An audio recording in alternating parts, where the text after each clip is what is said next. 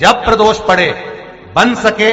1 बेलपत्र, बन सके 5 बेलपत्र, शमी पत्र, हरे मूंग, कलश के अंदर थोड़ा सा पानी लेकर 1 बेलपत्र, हरा मूंग, शमी पत्र डालकर और उसमें थोड़ा सा गुड़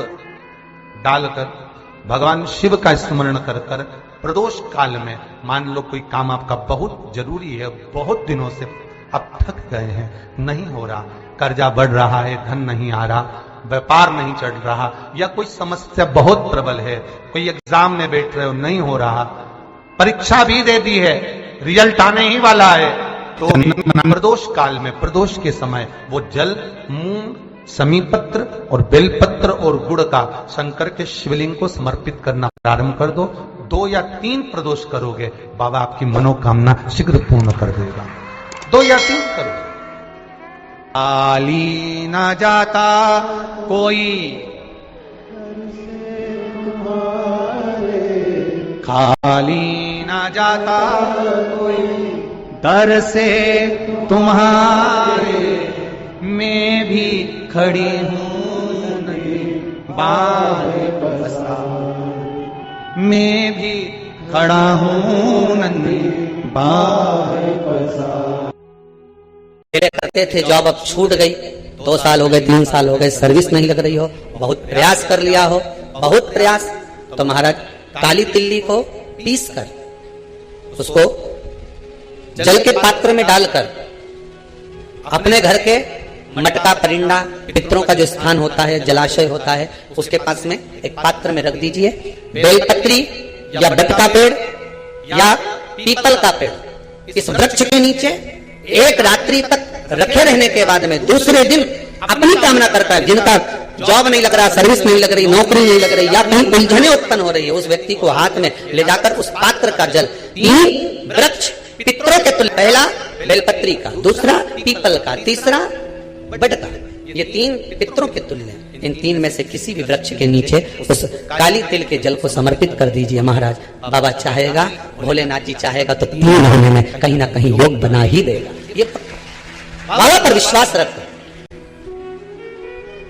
शंकर भगवान पर भरोसा विश्वास रखकर आप कार्य करेंगे, क्यों ना हो। आज बहुत सुंदर सा एक उपाय है, बहुत सुंदर सा, शायद आपकी जिंदगी में सबके काम आए, सबके काम आए। रात्रि को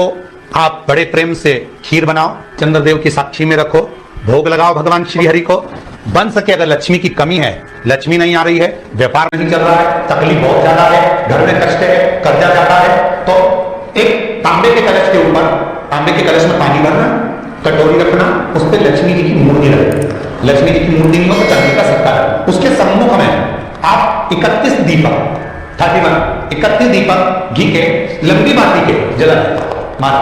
एक कमल गट्टा उस 31 दिए के अंदर डाल देना और लक्ष्मी जी का पूजन करना, लक्ष्मी जी का स्मरण करना, खीर का भोग लगाना, पान के पत्ते पर खीर रखना, 5 पत्ते पर खीर का भोग लगाना और माता लक्ष्मी से विनती करना। सुबह 4 बजे तक वो रखे रहने देना, सुबह 4 बजे वो उठाना, लक्ष्मी को वापिस तिजोरी में, या सिक्का हो तो उसको अलमारी में रख देना, जो खीर बनी है वो प्रसाद के रूप में सुबह 8 बजे, 10 बजे, 9 बजे जब खाना हो प्रेम से खाना। माता जो दिए लगाए हैं वो ठंडे हो गए होंगे, उनको रखे रहने देना, बाद में काम आते रहेंगे, या दिए विसर्जन करना हो तो आपकी मर्जी। पर वो मिट्टी के दिए लगेंगे, आटे के दिए नहीं लगेंगे, मिट्टी के दीप लगाना है आपको 31, घी के दिए लगाना है। लक्ष्मी जी का पूजन करो, कंकु, चावल, हल्दी, मूली से सब तरह से। पूर्णिमा की रात्रि को सुख मिलेगा, आनंद मिलेगा, लक्ष्मी की वृद्धि होगी, कार्य सिद्धि होगी। अगर पूर्णिमा के दिन आप शाम को प्रदोष काल के समय 4:30 बजे से 6 बजे के बीच में 1 लोटा पानी, उसमें 5 बेलपत्र रखकर, 1 कमल गट्टा डालकर भगवान चंद्रेश्वर महादेव के नाम से भगवान शंकर को चढ़ा दीजिए। आपकी जो कामना हो वो कामना कर चढ़ाएं, विनती करें चंद्रेश्वर महादेव को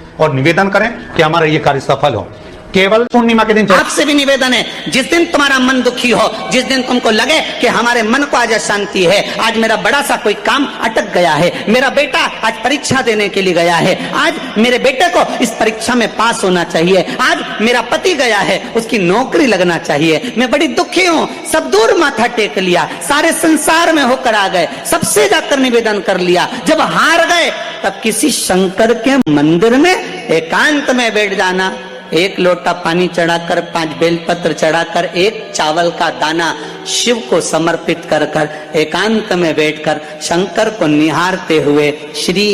शिवाय नमस्तुभ्यम का जाप करना, अपने दिल की बात उससे कह देना, जब वो एकांत में बैठा हो, कोई नहीं हो मंदिर में, तब तुम बैठना, उससे कहना आज मेरा पति नौकरी के लिए गया है, मैं जानती हूं कि मैं हो सकता है पाप कर्म करा, पूर्व में क्या क्या करा अपने को क्या मालूम, हो सकता है मेरा पति भी पूर्व में कोई कर्म विकार करा होगा, सारे जगत में धक्के खा लिया, सारे दुनिया भर में घूम कर आ गए, पर मेरे बाबा अब कहीं पर नहीं जाऊंगी, आखिरी है तू और तेरा द्वार, अब नहीं छोड़ूंगी। और उस बाबा से निवेदन कर कर जाना, 8 दिन 15 दिन इंतजार तो करो, उस बाबा से बोलने के बाद। एक टेबलेट भी खाते हो तो थोड़ी देर बाद असर करती है, तो थोड़ा इंतजार तो करो उसको बोलने के बाद, भटकना मती। उसके दरवाजे पर जाने के बाद भी अगर काम नहीं हो तो समझ लेना कि हमारा कर्म कुछ ज्यादा गड़बड़ होगा लगा है, अभी समय लगेगा, भटकना मती, नहीं तो इनके छोड़ के दुनिया के लोग तो बड़े भटकते हैं। खाली ना जाता कोई